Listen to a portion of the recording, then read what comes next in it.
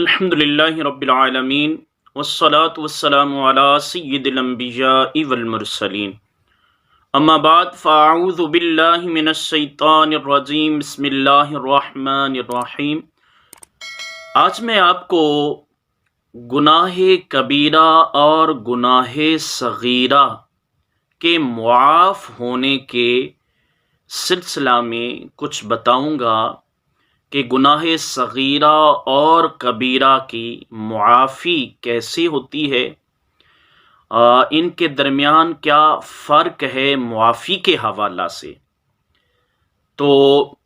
میں بات کر رہا ہوں گناہ صغیرہ اور کبیرہ کی معافی کے متعلق، جبکہ صغیرہ اور کبیرہ گناہ کیا کیا ہیں اور کیسے صغیرہ اور کبیرہ بنتے ہیں، گناہ ان کی تعریف کیا ہے، اس کی طرف میں نہیں جا رہا۔ میں صرف یہ بیان کرنے جا رہا ہوں کہ گناہ صغیرہ اور کبیرہ اللہ نہ کرے اللہ نہ کرے اللہ نہ کرے کہ اگر بندہ سے ہو جائیں تو پھر ان کی معافی کا کیا سلسلہ ہوگا، وہ کیسے معاف ہوں گے، تو میں اس کے متعلق گفتگو کر رہا ہوں۔ یاد رکھیے کہ گناہ کبیرہ جو ہوتے ہیں وہ توبہ یا شفاعت کے بغیر معاف نہیں ہوتے، یعنی ان کے لیے توبہ کرنی پڑتی ہے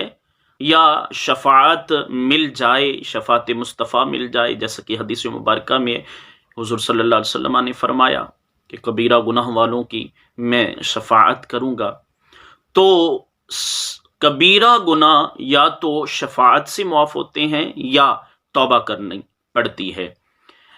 اچھا، اسی طرح جو صغیرہ گناہ ہوتے ہیں، چھوٹے گناہ ہوتے ہیں، اللہ نہ کرے شامت اعمال کی وجہ سے، بندے کے نفس کی وجہ سے اور شیطان کی وجہ سے اگر صغیرہ گناہ ہو جائے تو اس کی معافی کا کیا سلسلہ ہے، تو اس کے متعلق علماء فرماتے ہیں کہ وہ بعض اوقات بغیر توبہ کے بھی معاف ہو جاتے ہیں۔ اللہ تعالیٰ نے ایسے اسباب بنائے ہیں، جیسا کہ صحیح مسلم شریف کی حدیث پاک میں بھی آتا ہے کہ ایک رمضان سے لے کر دوسرے رمضان تک، اور ایک جمعہ سے لے کر دوسرے جمعہ تک، ایک نماز سے لے کر دوسری نماز کے درمیان تک کے صغیرہ گناہوں کو اللہ ان عبادات کو بجا لانے سے معاف فرما دیتا ہے۔ تو روزوں کی برکت سے، نماز کی برکت سے، اور اسی طرح جمعہ کی برکت سے، قرآن کی تلاوت کی برکت سے، والدین کی زیارت کی برکت سے، علماء کی زیارت کی برکت سے، اور اسی طرح جو درود پاک پڑھنے کی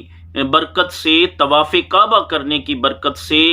کعبہ شریف کی زیارت کرنے کی برکت سے